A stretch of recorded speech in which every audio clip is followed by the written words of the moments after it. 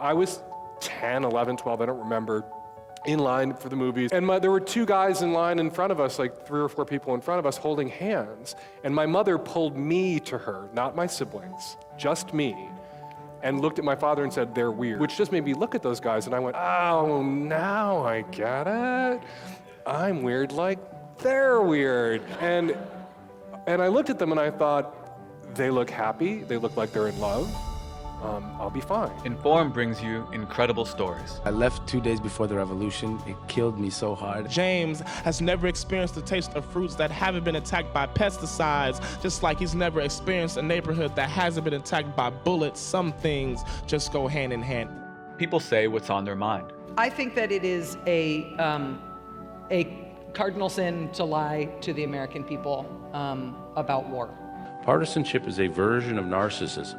In downtown San Francisco, the Commonwealth Club's Inforum curates events that bring you face to face with the world's changemakers. 1/3 of the wage gains that women have made since the 1960s were made as a result of the birth control pill. Twitter is a technology that I don't think we've seen before in this world. Since 1903, the most innovative leaders have come to the Commonwealth Club to share their vision. Sharing cars, sharing their homes, sharing. A shared dream, a shareable American dream. That could work. You each can play a role in helping us chart a better future. Housing and health and education and policy all live close to the surface in us when our children are murdered. It's all the same story.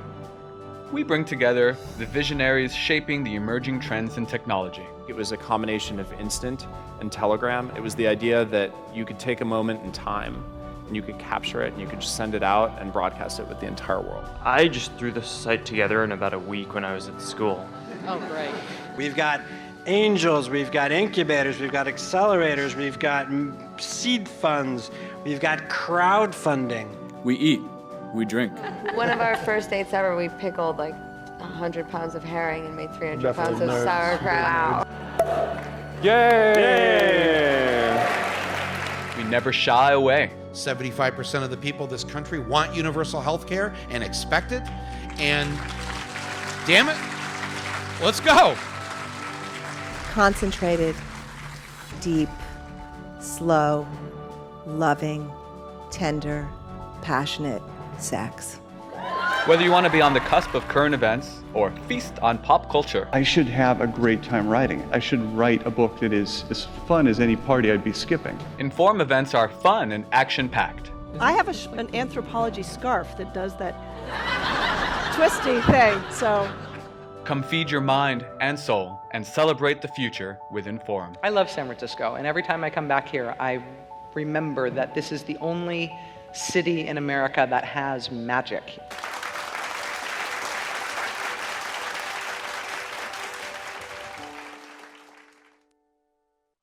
Hi everyone, I'm Crystal Contreras and I'm the director of Inforum. Welcome to today's program with our guest, Zerlina Maxwell. Zerlina is an MSNBC political analyst, a commentator, a speaker, and author of the new book, The End of White Politics: How to Heal Our Liberal Divide. Darnell Moore will be moderating this conversation. He's a former Inforum speaker, the director of inclusion for content and marketing at Netflix, an activist and author of the book, No Ashes in the Fire: Coming of Age, Black and Free in America. If you'd like to ask either of them a question during this program, you can do that in either the chat or comment section of the live stream that you're watching. The Commonwealth Club has temporarily suspended in-person events, but to keep you informed during this pandemic, we're going full speed ahead with a full slate of live online programs. Most of these conversations are currently free to the public, so we do ask that you consider donating to the club to help us continue our work. You can visit us at commonwealthclub.org/online to learn more, and you can also text the word donate to 415-329-4231 during this program. Now, please join me in welcoming Zerlina Maxwell and Darnell Moore to Inforum. Wow, Crystal, thank you so much for the introduction and welcome, and big thank you to Inforum for inviting us to have this conversation. Zerlina, I'm so excited to be in conversation with you. It's been a long time coming. I know. we exist in so many shared worlds and connected to a bunch of folk who are friends and family to us. And I've just been marveling over your work for the last decade. So I'm really happy to be here to celebrate your book. Thank you. Oh, you have it. Oh my gosh, I have it. I didn't come to play. I'm so moved. Thank you. So look, I want to just name like the context through which we're having this conversation. I don't think there is a more opportune time to be talking about the end of white politics than now, and what might be considered like a storm within a storm, right? Where everything from pandemics to all of the racialized violence that is occurring in our streets, you can't have a conversation about any of those facets of our human experience unless we think deeply about the racialized impact. So I just want to jump right in because I have so many questions. I'm ready. I'm ready. Cool. Let me look. The first thing I want to note and that I want to just celebrate you for is that in reading the book, it's really clear to me that you are writing not just from the perspective and standpoint of a Black woman, but you're writing into this political vision of yours, this cultural analysis, a Black feminist intersectional lens. And by virtue of it being Black feminist, it has to be intersectional. So shout out to Kimberly Crenshaw for that, right? But I want to read some words from the book. And because I just think that they're important. And it seems to me this has become the frame through which you are helping us to understand your political vision. You write, "These silos exist in a progressive movement, but more so in the form of divides. The intersection of race, gender, class, and sexual orientation is the place where the most work can be accomplished if policymakers of the future come to the table with an understanding that 1, lived experiences matter when it comes to informing effective policies, and 2, not all lived experiences are the same, even within shared minority or demographic experiences. A white woman and a Black woman are not treated the same in our society. Neither is a straight Black man and gay Latino one. And it's in the mess of the disparate treatment that progressives need to focus on the future. Identity matters in politics. It informs the quality of our lives in some instances, despite the conservative mantra that every outcome is determined by a person's work, ethic, and drive. That lie has become exposed, especially as more and more historically marginalized people come into positions of political power. So just starting with that, kudos. Thank you. Talk about the importance of writing this book via a Black feminist sort of centralized argument, why that's important for you in terms of helping us think through and expand our progressive political visions.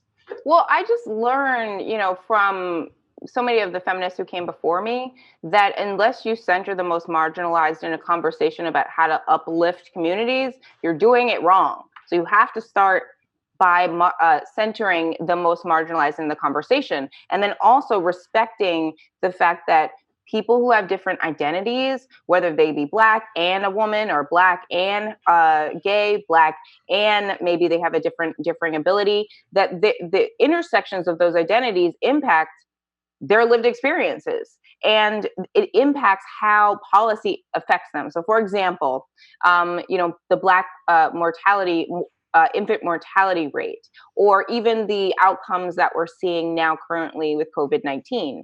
Those things don't happen in a vacuum. You don't have more Black women dying, when they're giving birth, or more Black and brown people passing away from COVID-19 just because they're Black and brown. Like, that's not why.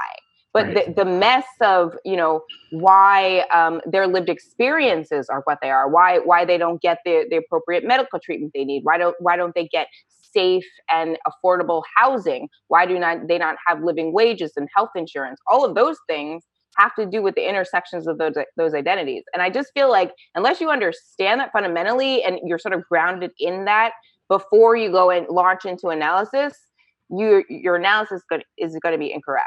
And on the left, oftentimes we ignore all of those things. We're like, or we operate within our selected silos. Like, I'm a climate activist, right?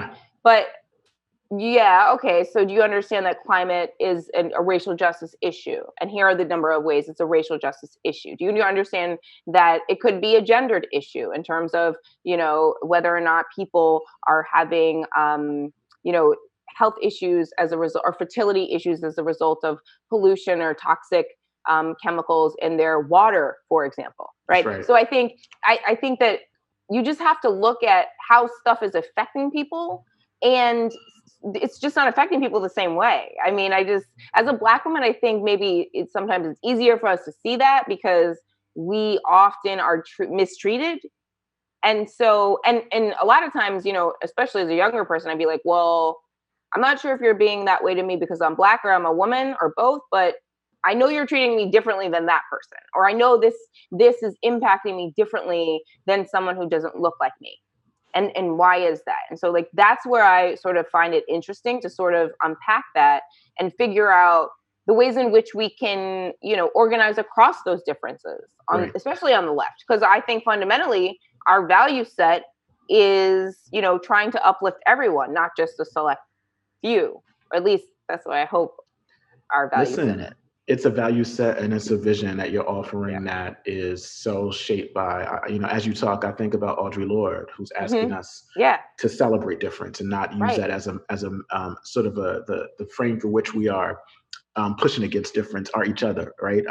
So I'm in love with this. Like I'm reading it, and what I love is that your Black womanhood, your Black woman standpoint, your Black feminist standpoint is so present in the book, which brings me to the title, which some may think is provocative, right? But and like I know part of the title was influenced by your participation in Politicon, which is funny because I did Politicon before, and I'm reading, I'm like, I know this story. I know those folk in that green room. And in many ways, your title is speaking to the premise of the book. It's a call really to refuse the white gaze. It's a call to refuse centering whiteness and white people's needs, especially white men. It's a coalitional politic. It's an aspirational one. You actually say that in the book. It's a call right for this moment.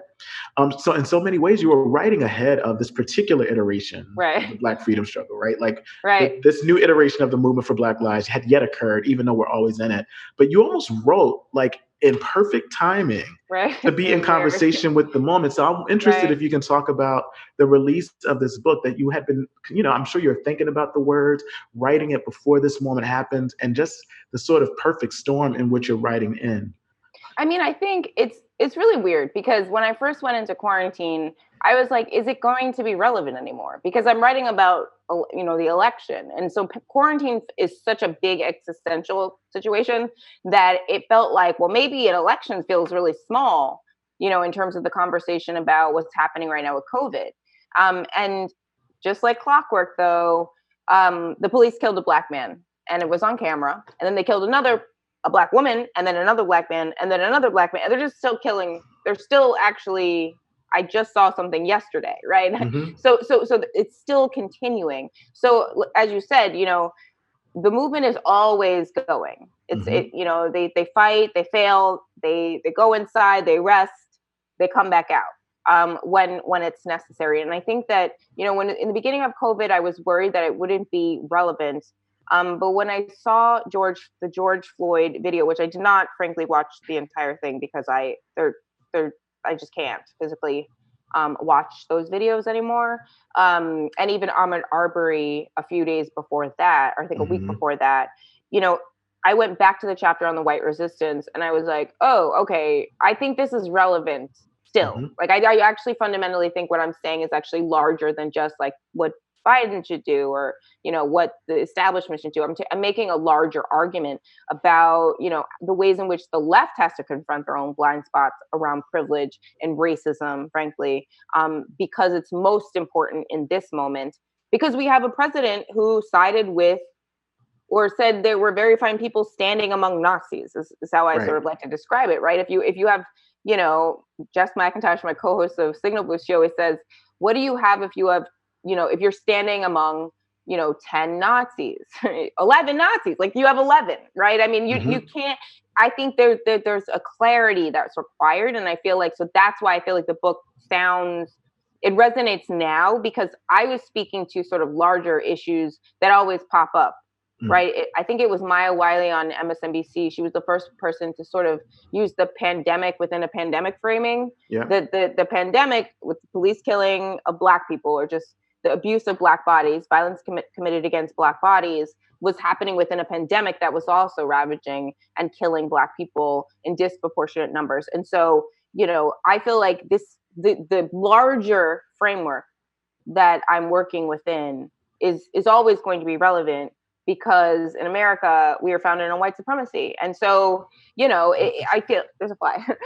So I feel like this like it's gonna land on my face like it did the other day on TV. But I do feel I feel very strongly that we're never going to sort of get to the place we need to get to unless we have the real talk conversation now about the ways. I mean, Republicans may be a lost cause. That's why I sort of focus this book on the progressive movement, because I feel like they're at least willing to be open to a conversation of racial blind spots.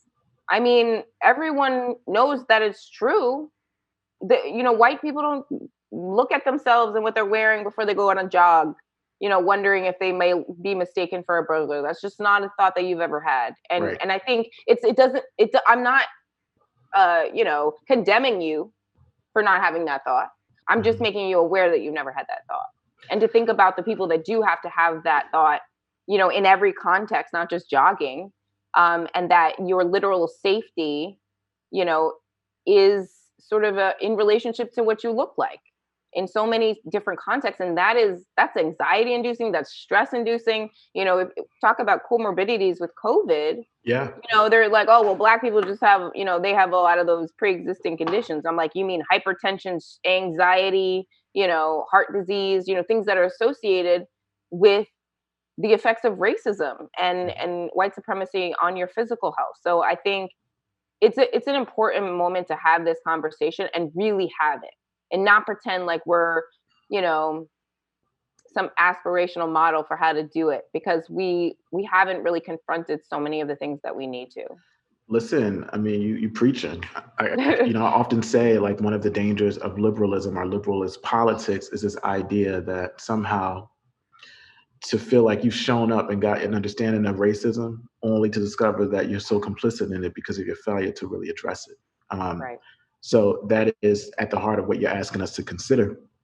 One of the things that I love about the book, you pick up on this trend to rally against quote unquote identity politics. In many ways, that term has become like a term that people use around to weaponize. Right. It becomes a term that folk want to think about as dangerous only when you understand that it's dangerous, because identity politics only becomes a problem when the identities that beyond whiteness and maleness are centered.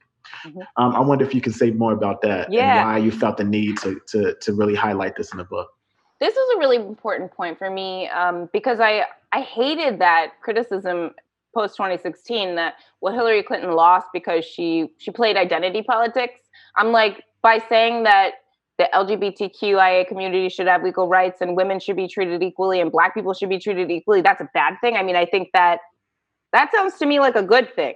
So I mean, to be sort of funny about it, like it was like, no. Also, Black feminists came up with the term, and I just really, Yeah, exactly. I fundamentally have a problem where, like, all of a sudden, when people who are not white are advocating for their rights from their own lived experiences and perspective, it's a problem.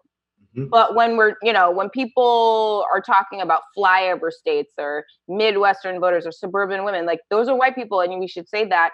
And you're centering the white experience and their lived needs, at the expense of everyone else. Stacey Abrams, I think, she has done a lot in this space of trying to get people to really understand this in this current moment. And I think her book also is excellent and very helpful in terms of, where are you going to fit in and try to help in terms of voter suppression and trying to push back against these forces that are trying to marginalize our voices. But identity politics is something that, white people are doing too. And Donald Trump finally, I think, made people realize that our political conversation is centered around whiteness. Every single conversation I have about every poll and every registered and likely voter poll it's literally centered around white working class voters. It's like, they break it down, they get the nuance, the pie charts on election night on all of the channels. It's not just white, it's all the channels. They're all like, white people, they're broken down by age, marital status, suburban, urban, high income, low income, and then it's like Black people. That's the next slide. It's like Black vote. And I'm like, I feel like we could do a better job of really explaining politics and explaining, the impact of policy on communities, and centering, only one experience in doing that is doing a disservice to the audience and the voters, frankly, not just the audience, the voters. And I think that elected Democrats, liberal media journalists, they all can do a better job of, not repeating the same line or working within the framework of like, how is Joe Biden going to win over those, Obama, Trump flip voters? I'm like, he doesn't need to. So he shouldn't really try very hard. He should try to go after the Black people that we didn't engage enough. Because had we engaged them enough, I mean, to the point, I think, people misunderstand sometimes when you say, well, Black turnout was down, as though that's a condemnation of those Black people that didn't turn out. Like, what reason would they need to turn out against Donald Trump? Well, obviously we didn't give them a good enough one. That's on us, right?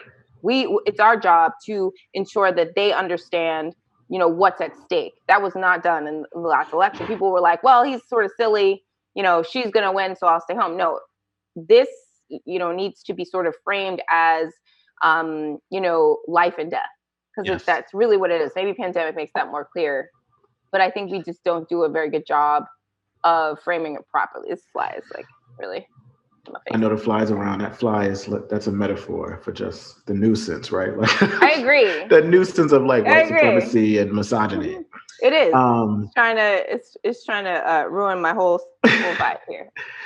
You are, your work in the world is such where you're called upon for your legal mind, your political analyses, for your expert opinion on a variety of different issues. So a lot of your work is spent providing analyses. And to provide analyses doesn't mean that your heart isn't in it, that your soul isn't in it, that your body, that your whole being isn't in it. So as I read in a book, it's interesting because there's these moments where you see you, the human person who's also impacted even in the work that you're doing. So I really want to talk a second about the Bernie Bros and John Cusack and Twitter trolls.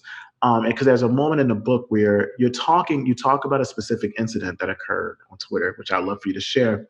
But what was really at the heart of that story was your critique of the violent and pervasive misogyny and misogynoir, as Moya Bailey would say, that's been at the heart of U.S. politics.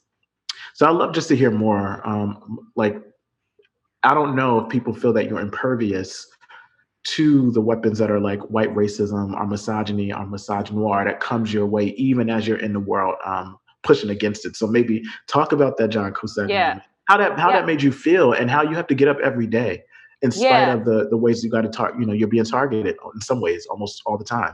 Well, I think the biggest lesson I've learned that helps me with that is that I think it's the second agreement, don't take it personally. And so, generally I do believe that people that I don't know, their opinions of me as a person, like who I am fundamentally, like I can't really consider those as like having any value to me because they don't know me. So how will you know, like, you're a terrible person or you're a terrible writer or you're terrible at this? Like, if you don't know me, I can't weigh that because, you're not basing that on anything other than like what you project, onto me or what you think I'm about or what you think I'm like. And so part of it is just like really fundamentally being like, unless it's somebody that really knows who I am and I respect them and they're close to me and I know that they have my best interest, like I don't really care what people say. Like, and that I had to like train that, but that wasn't how it first started. I mean, I went through like, I'm a survivor. So a lot of, the trolling, it can be, very threatening. So I had to work through it. I had to work through sort of like not being triggered by it, not really reading it, like, internalizing it, getting all upset about it. Like, but there were periods where I did.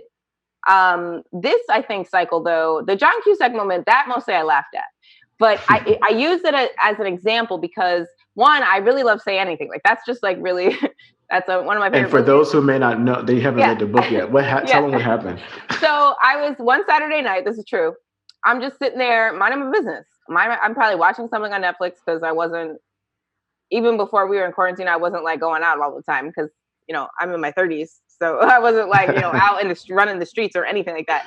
Like, I think I was like home and I noticed like I was getting a lot of notifications on my Twitter and I was like, who quote tweeted me? Who did this? Because it's always somebody like well known with a big following, and they have quote tweeted you, and now you have like all of this mess in your feed. And I realized it was John Cusack. I think he said like I work for MSDNC or something, and then I was a shill, something like that. Like usually it's like Hillary Shill, you know, from MSDNC. You know, that's usually the insult, and like a red rose or you know, something like that. And so then it was just a pile on because he has millions of followers. So I just thought it was so interesting. One, he's one of my, like, I love his movies and grew up with his movies, but also came to have like an interesting critique of his movies. And many of the famous scenes from his movies. So in the book, I'm talking about how Say Anything's my favorite movie. However, when I sort of grew a more, you know, critical lens on content, just because being a feminist requires that, it just changes the way you watch stuff. And I was like, actually, wait, in the sequence of this movie, she breaks up with him and then he shows up at her window in the middle of the night with the radio in the trench coat, you know, the iconic scene. And I was like, wait, that's kind of stalkerish. Like, that's actually kind of creepy. And I think it's sort of a funny anecdote to point out that, you know, it was interesting that it was John Cusack in particular that was sort of leading this pile on. And so I sort of say, like, there are always places and spaces where we can sort of look and critique the things that we love, including famous people in our favorite childhood movies. But also I feel like, you know, it's women of color that have been the most targeted by these trolls, not only, but by and large. And I felt like it needed to be called out. It's not something that should be tolerated on our side of the movement. You know, the tent on the progressive left should have me inside of it. Like, maybe they should put the Black woman first, and then we should, you know, everybody else can join in. It's like Noah's Ark. Like we should be the first, you know, because we are engaged, active. We are the base. We show up. We vote in higher rates than anyone else, and we always center everyone else in the work that we're doing. Like that's just how Black women roll. So for me, it's like, don't attack me. Don't attack me. You better make me your friend. You need me. And so I felt like the John Cusack moment was a moment where it was both a little bit amusing to me, just because of the context of who he is in the world. But also I think it was representative of how, you know, there is an effect on you. Yeah. I don't think that, I mean, I haven't like cried over, you know, being harassed on Twitter in a very long time, but I have cried before and felt like, you know, attacked and like traumatized and triggered. And then, you know, you sort of go outside and you're like, oh, okay, well, I'm in Harlem. People in my neighborhood aren't on Twitter. You know, Twitter's not real life. And so then I feel better about it. So, you know, because I remember a moment when I was living up in Harlem, I remember a moment where I went on Hannity and I got all these death threats after, and it was horrible because it was like the first time I had experienced that. I mean, I've experienced it unfortunately many times now. Yeah. But it was the first sort of big pile on, and I just remember being like, I have to go outside. I have to go outside. I closed my computer and I was like, I just have to go outside and walk around the block. And when I got out there and I was like, oh, no one out here knows what's going on Twitter. No one understands that I did a Hannity segment. The people didn't like. Now they're mad and sending me threats. Like the people in the world, you know, they're not, you know, up on that, all that day to day. So I encourage people who do feel like they're getting piled on to step away. I usually give it a 3 days, step away. I feel that so hard. I've had my moments. Well, right now, can you tweet right now? Because I can't. I don't know if I can. That's a good question. I can't tweet. That is a really, really good question. I can't even log in. I'm really? locked out. Oh, right, because of there's a whole bunch of stuff. I changed my password and then I tried to log back in and then it told me that I had to reset my password and then I tried to reset it and now I'm locked out. Wow. So who knows? Maybe we won't have Twitter, probably Twitter trolls in the future because I won't be able to tweet. Because we won't be able to get on. Look, I you know, part of the pile-on of love that I want to offer in this conversation is just a continual evaluation and celebration of Black womanhood. So I want to turn there again. It's important, one, to have your words in the world. One, because you're brilliant and you have something to offer us. You also happen to be a person who is writing from the world and a point of view of a Black woman, which in many ways, we like, Black women are magical, but Black women are also human. But they're often invisibilized, not only within the publishing world, but particularly within politics. So, I thought it was so amazing that you named Black women, the genealogy of Black women who've come before you, walking alongside of you, like the self-proclaimed original colored girls, Donna Brazile, the Reverend Leah Daltrey, Minion Moore, Yolanda Caraway, Tina Flournoy. I'm also thinking about people like Shirley Chisholm. Yeah. And you're naming these folk in your book. Talk about the mattering of Black women within the context of American politics. You just said that, in many ways, Black women need to be centered because you are the base. Yeah. But we're out here winning these elections. Winning elections, you're out here strategizing. I mean, I'm thinking about Stacey Abrams. I'm thinking about so many folk. Latasha Brown. I'm thinking about Brown. Yeah. Like all of these. Linda Carr, like Eldred Williams. You know what I'm saying? Jessica. Jessica. And here are folk out here that are actually like doing brilliant organizing work within the political sphere. I just thought about Elizabeth Warren's most recent campaign staff, Kamon, and all of these folk. Kamon's my baby sister. Listen, I mean, not really, but. Yeah. So could you talk about the mattering of Black women within the context of American politics, even as you're often invisibilized? Well, it's so interesting in this moment to think about it, because I was just actually watching, I haven't watched all of it yet, but I had started watching Mrs. America on Hulu. And it's such an interesting perspective on the history of that moment, because obviously they're centering the whole story around Phyllis Schlafly and her opposition to the Equal Rights Amendment. But at the same time, there were obviously the women's movement leaders of the second wave, meeting directly with Democratic presidential candidates and having a dialogue around our issues. And so I feel like I'm a part of a lineage, right? I feel like I'm a part, and obviously it's a whole episode about Shirley Chisholm and her run for president. And I just feel like, and also the tension between Black feminists and white feminists. I mean, it's just, it has all of it. And it's educational for those who don't know the history so that they can understand the present. Yes. And I think, right now on the campaign, one of the most important things that we did was, Hillary hired a bunch of Black people. That was just a bunch. The chief HR person was a Black man.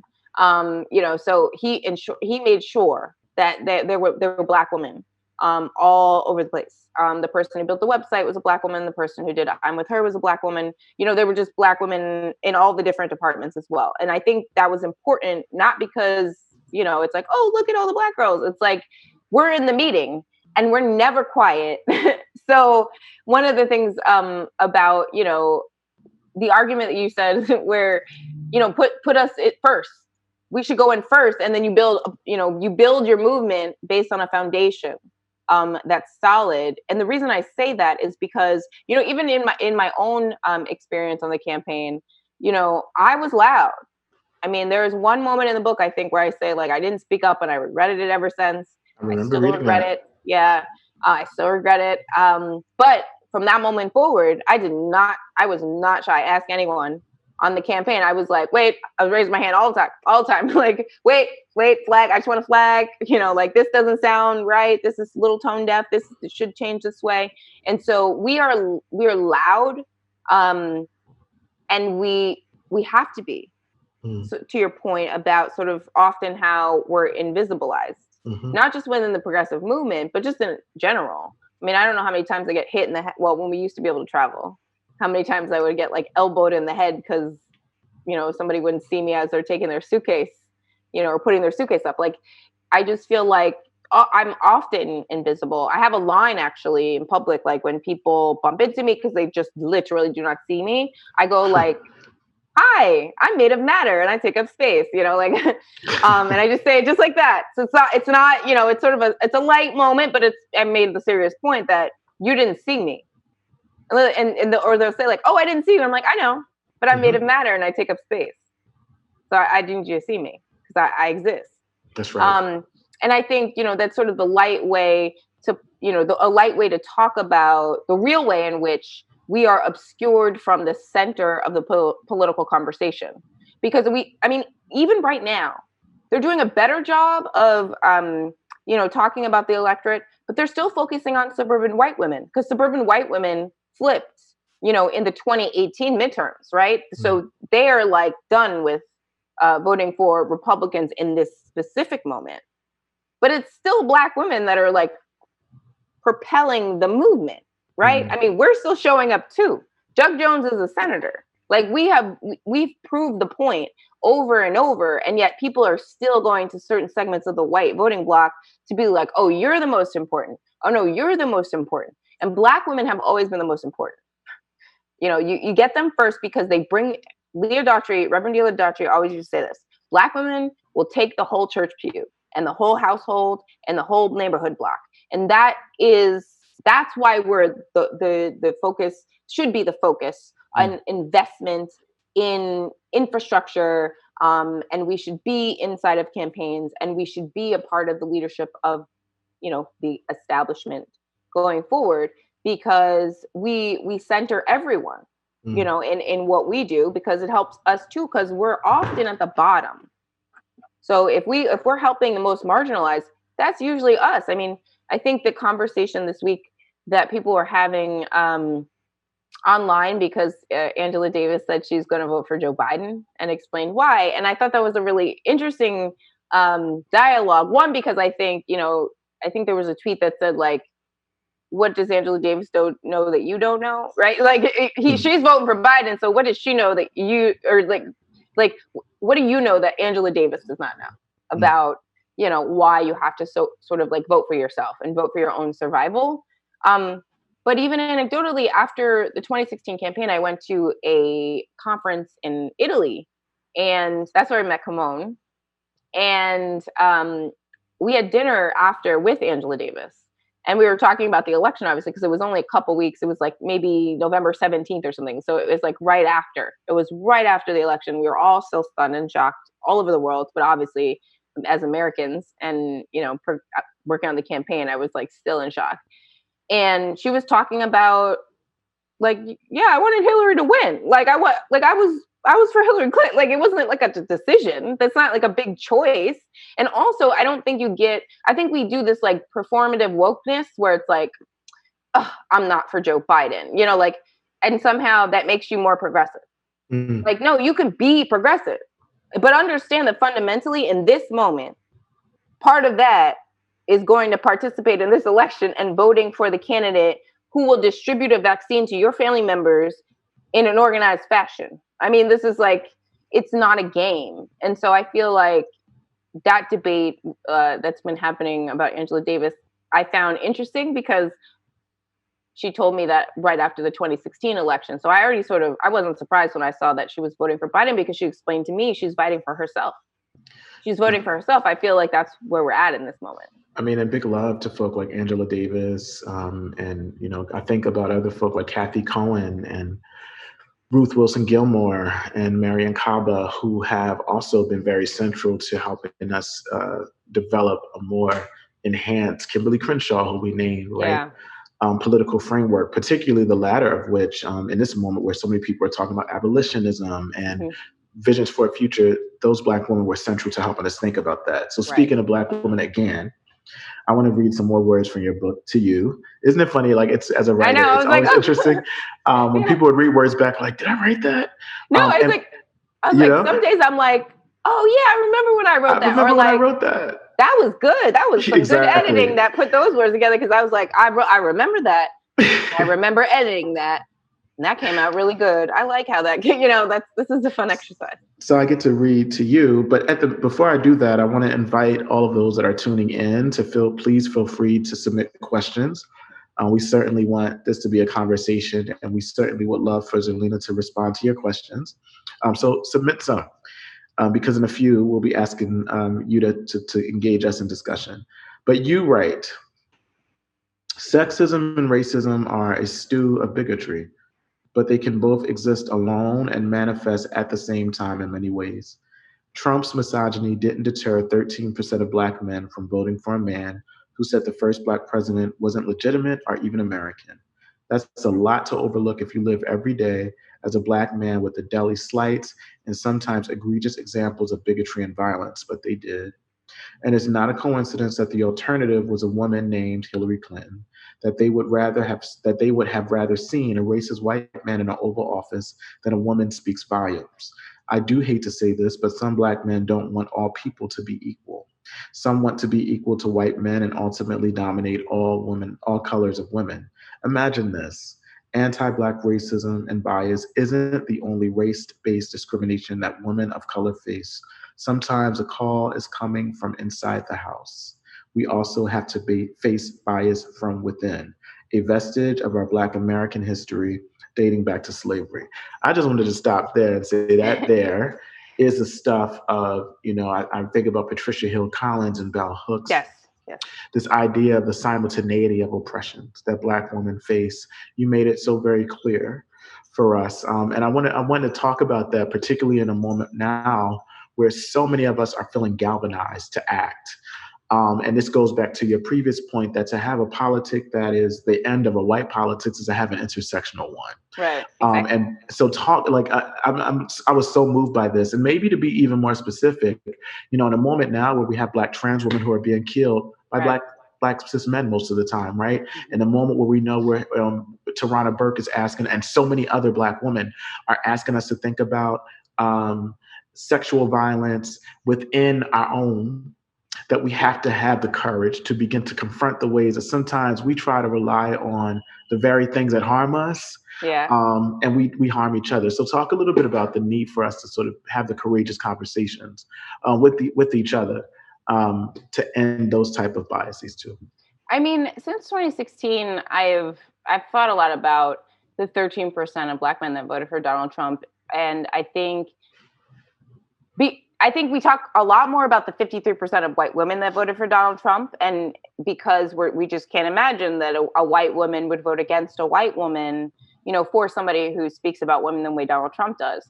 But I also think it's interesting in a different way that Black men could overlook the racism and also the misogyny, because it wasn't just racism that he was, on record, talking in horrible terms about, what he does to women. But he was also talking about, he called a Latina, beauty contestant, Miss Piggy. He's spoken in derogatory terms, since about Omarosa. I mean, you can feel how you want to feel about Omarosa, but you shouldn't be calling anybody a dog. You just shouldn't be doing that. And so, I think the ways in which you can overlook the dehumanization of women, but particularly Black women. I've had a lot of good conversations with my dad in the past few years about the different ways in which we experience oppression. And he's not, super feminist or anything like that in any way. I mean, I think I'm sort of educating him a lot, but even recently he was like, man, it's hard to be a Black man, but I just realized it is really hard to be a Black woman. And I was like, Dad, I've been telling you this. You have 2 daughters and a wife. You literally live in a house with 3 Black women, and you didn't realize that it was particularly difficult for us in very specific ways. But I think that we just have to be honest about it. I mean, I think, the treatment of Kamala Harris during the 2020 primary in particular was quite offensive to me. And that came from inside the house as well. A lot of it did. Certainly there was a sort of media type that was skeptical of her candidacy and whether or not it was serious.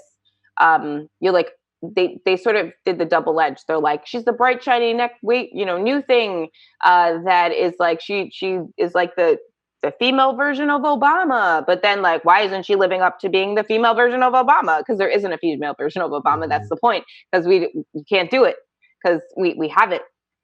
There is no female version of that. When it comes to the presidency, there's no example. So I think, there was the sort of media type that was very harsh and critical of her. And then there were Black men and men of color who were saying, she's a cop. Kamala's a cop. And then that was amplified by sort of, supporters of other primary candidates. And what I say in the book is that, yeah, she was a DA, but what laws do you think DAs follow? The ones that are written by Joe Biden. And so he's the nominee, and yet you were like, Kamala's a cop. She locked up the Black men. I'm like, Joe Biden wrote the crime bill. the bill, the law that she was following. Like it really is like, why don't you get this? So I'm not saying that, in this moment, we can't have a nuanced analysis of Joe Biden also. But I think that because you offer one in your book. Yeah, it's a whole chapter. I mean, it's really like, it's thorough and it's critical. And let me be clear, I think, one of the things I want to lift up here is sometimes we hear criticism, there's this way that we understand that as sort of hate. And what James Baldwin said about I'm paraphrasing, but it's precisely because he loves America that he's able to critique it, right? So you would not lie to the thing that you love. So when we're talking and calling, when we're calling each other into, critiquing each other, whether that's Black men or men in general, that's out of love. Yeah. If you're critiquing Joe, if Joe Biden expects of, or any political person expects of, camaraderie to be built for community, that love or that respect should also include criticism, and you lay it out. Yeah, I mean, I hope they read it. I didn't send it to them or anything, but I think they'll probably take it. I'm sure. I know there are people on the campaign that have it because some of them worked for Hillary too, and so I hope they incorporate some of the thoughts that I have and that I share about just confronting his record, being honest about it. I mean, there's no reason to be defensive because it is what it is. Your record is what it is. People are going to feel that way about it, and you have to at least make them feel a little less anxious that you don't get it or that you don't see how we've evolved on these issues. I mean, it was a big debate in the campaign in 2016 about, the super predator comment, because, there was a lot of time where there was not an apology.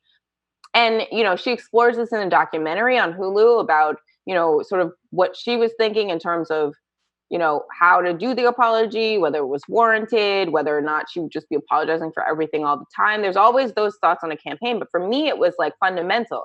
We have evolved on these issues. We've evolved on these issues because of the new Jim Crow by Michelle Alexander.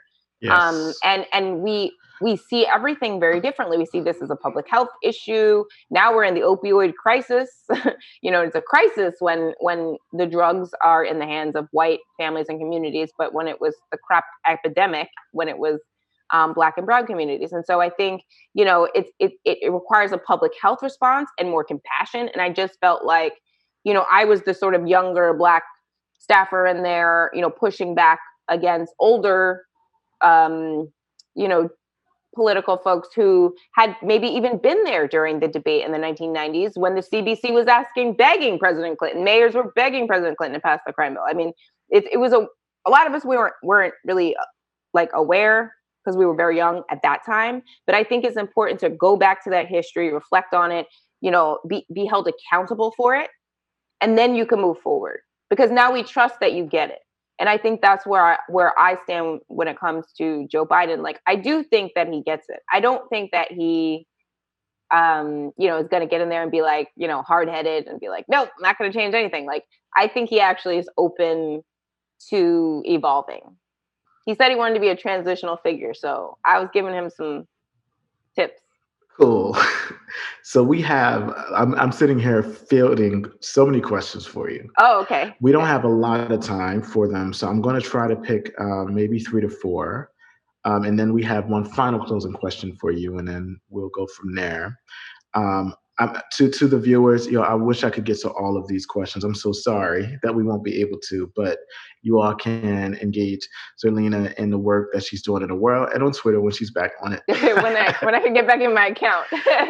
Lynn is asking, how can we engage ignored voters, i.e. young folk, Black folk, disenfranchised, disenchanted folk, authentically without appearing to be pandering to them? That's a good question because that's a question that comes up a lot on campaigns. And, a lot of times when you don't have enough diversity on a campaign, the mostly white staff can say, well, you can't do that because that's pandering. And they'll assess what they think is pandering to that other community that they don't belong to. Mm-hmm. So the first thing is a campaign has to hire diverse staff because then you won't be pandering because you'll have people authentically from that community that know how to speak to their own communities. And I'm not saying they speak for the whole community, but they will have an insight into what works, what doesn't, what language works, what language does not work. frankly, and you avoid mistakes, which is one big piece of that. Speaking, authentically and directly to those ignored communities, though, I think in this cycle, I think it can't just be Joe Biden. Like, he's not the messenger for every part of the message. And that's a really unorthodox thing to say as a political operative, because traditionally campaigns will say the principal is the most effective messenger.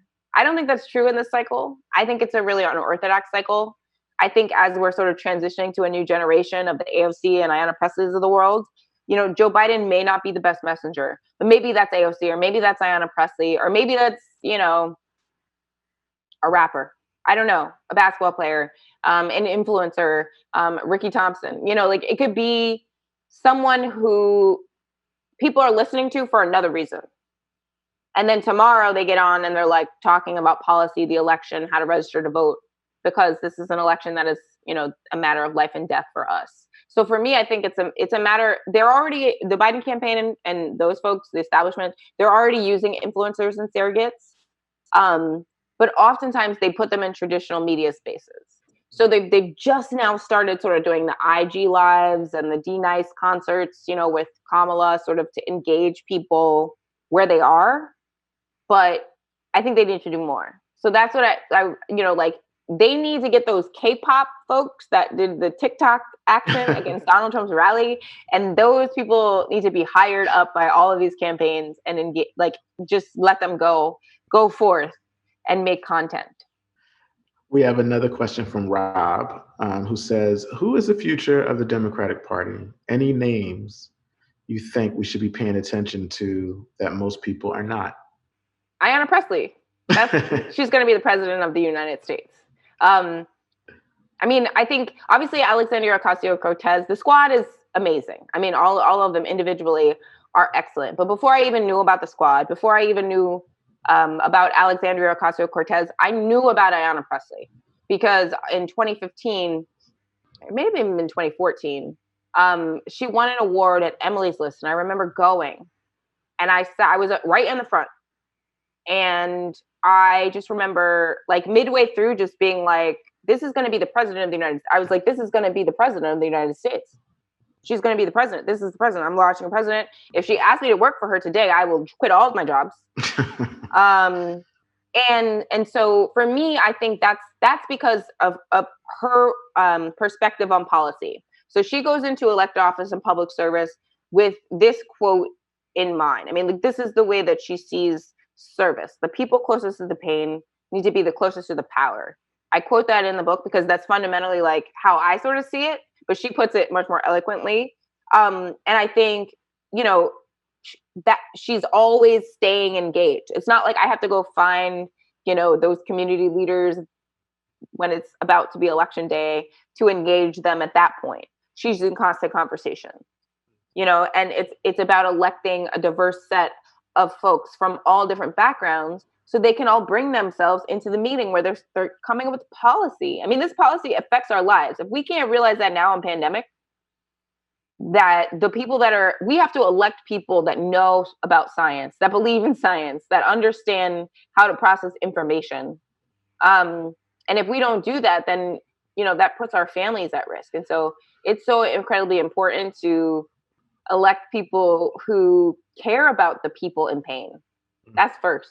But I would say Ayanna Pressley is the future. And I had at least 6 friends, all Black women, political people, that when she runs, we're all going to be there. We're like, I see you 2024, 2028, whatever. I don't know what year it is, but for the presidential campaign of Ayanna Pressley, we're all going to be there. It's going to be like a kiki. You're just going to it'll be like, the sisters are here, I say in my book. Andy asks, I don't understand why white people have such a hard time understanding the near universal benefits of policies advocated by BLM, Black political thinkers. Why do you think that is? And you sort of address this in your book too. Yeah, I think they don't engage because they don't have to. I think part of what I'm saying in the book about privilege is not that I'm not calling anybody racist. I don't know them, but I know that they're privileged because they don't have to think about, whether or not they'll be sexually harassed or street harassed because of their outfit, or shot because of their outfit because, you know, they're a Black person like Ahmaud Arbery. And so those are two things that you didn't have to do. And that adds up over the course of a lifetime. You know, your emotional and sort of physical bandwidth to process all of those, you know, microaggressions and real aggressions, you know, that has an impact on people in their life every single day. And if you don't have to have any of those thoughts, I mean, imagine the freed up brain space and just energy, but not to mention the policy benefits, the economic benefits, you know, the tangible benefits of safety and really advocacy and attention. I think it's just, you know, I know that it's hard to admit that perhaps, you know, just because you're not economically privileged, you know, it's hard to see that you're privileged in other ways, but you have to admit it. It doesn't, I mean, it's not going to hurt. I'm privileged in certain ways. I can walk. I have an education. I have certain socioeconomic privilege. You know, there are a lot of ways in which I'm privileged, and I just named a few, and it's fine. We have a question from Angelica. This is the last one we'll take. That reminds me of Hamilton, which I was just listening to. And this one is tactical, and I think it's a good question. How might we tackle voter suppression in the upcoming elections, in particular HMW vote safety, in the midst of the pandemic, especially as some states might not make vote by mail accessible or possible? So the first thing is, right now in Congress, they are talking about the next funding package. And in that funding package, there is money, hopefully, or will be, hopefully, for mail-in voting to scale it up, right? Because basically, to make mail-in voting possible, they have to like print the envelopes and, you know, like it's literally the logistics of it have to be funded. So that is the funding that's going to be in a bill that they're debating, because they still have to figure out, you know, whether or not they're going to give money directly to the American people who only got $1,200 one time 3 months ago at the beginning of pandemic. So that's the first piece, is the funding piece. So like I always say on my show every day, like, please call your congressperson and tell them to vote only for a bill that includes the funding for the mail-in ballot access, to scale that up. If in lieu of mail-in ballot access, which I think that's sort of where our focus should be, like that should be where Joe Biden is focused. That should be where the Democratic establishment is focused, because that's the way to ensure that the most people participate. Because a lot of people are going to say, if I have to go vote in person and it's still COVID, I'm not going.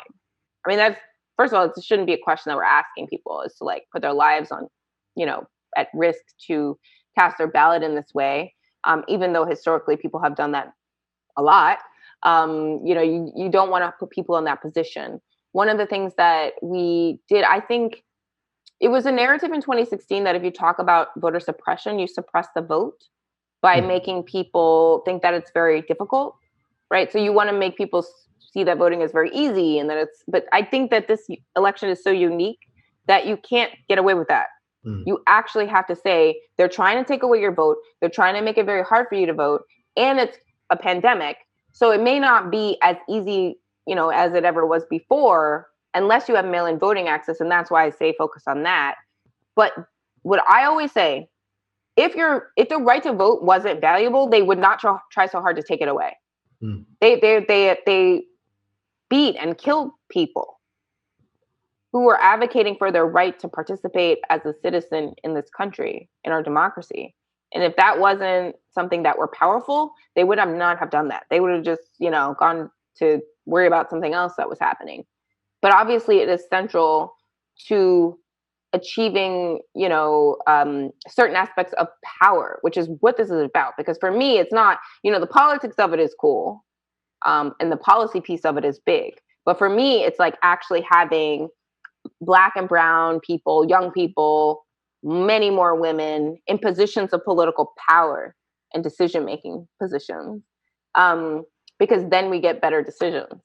So I think mail-in ballot access is the most important, but in lieu of that, I think we have to be very honest about the fact that they are trying to take our votes away. Like, we have to directly talk about voter suppression, and talk about the fact that it's happening, and then educate people around the ways in which they can safely vote in November and beyond, understanding that there are obstacles.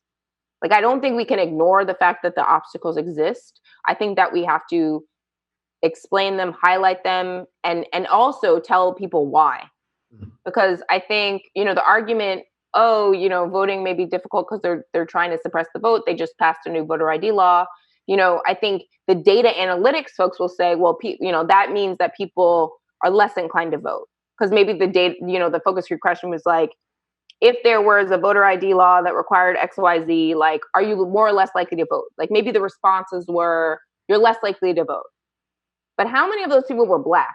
Because I do not think human nature of certain communities in certain populations in America, they do not have that worldview. I just don't think that data is giving us the right information about what people will really do when the election comes around, and they're told the powers that be do not want you to do this. They do not want you to participate. Like, I feel like I want to vote as hard as I can, but I think that that was a big debate on among us in 2016. It really still is. I'm one of the few out here being like, if they're trying to take away my vote, I'm going to want to go do it more.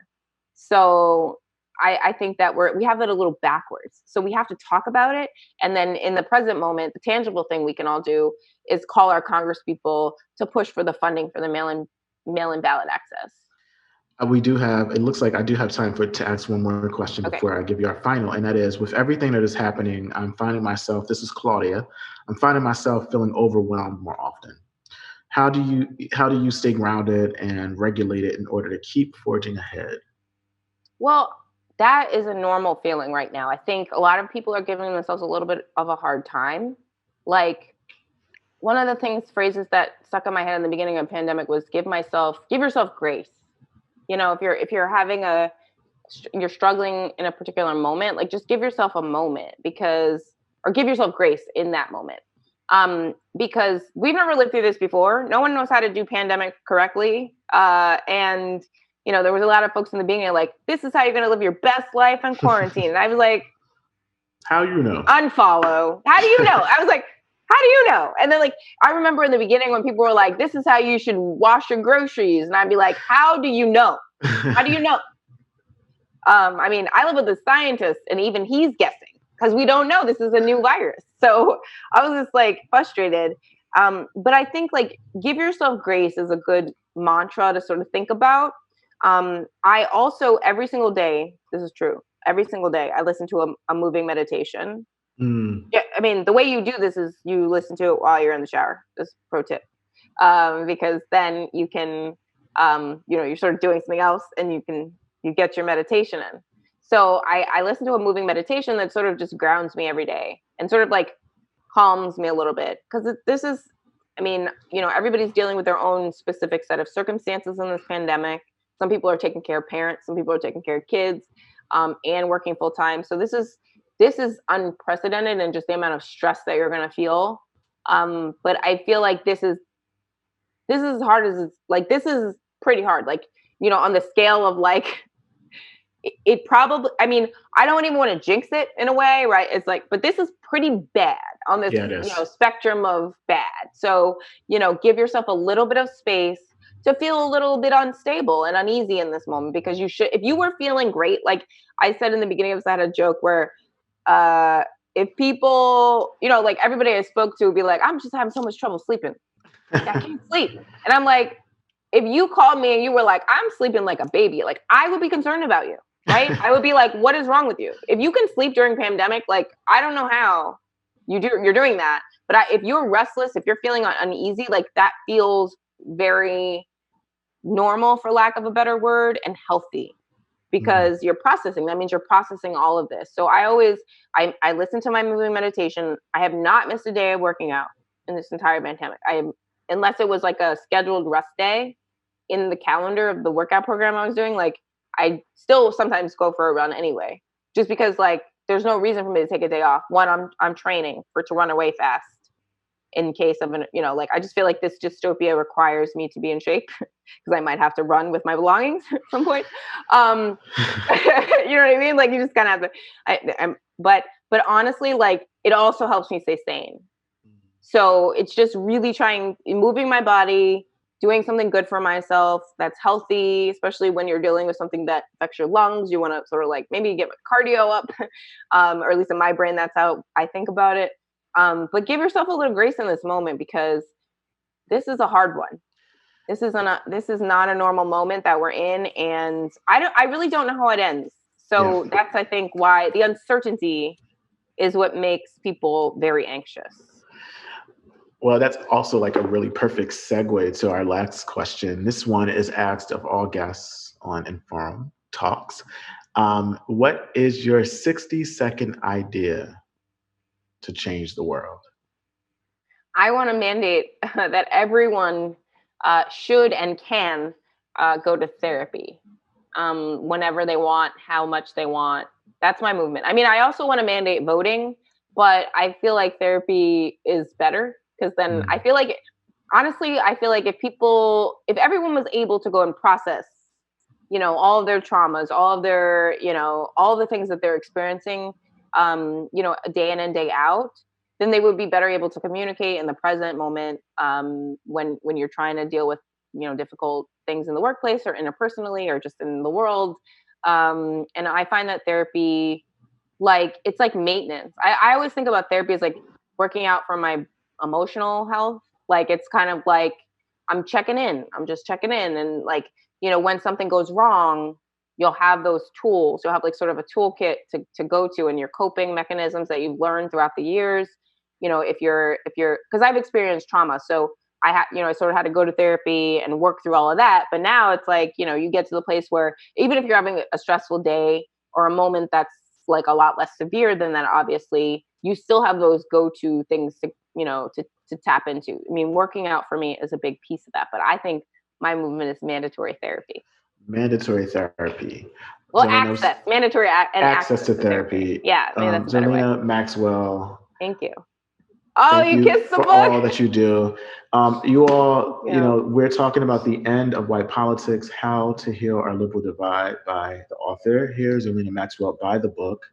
And thank you so much for being gracious in this conversation. And I hope that many people read it and that the conversations keep happening. Thank you so much to Inforum and to everybody who tuned in. Thank you for taking time to sit and spend time with us. More soon. Yes. Thank you.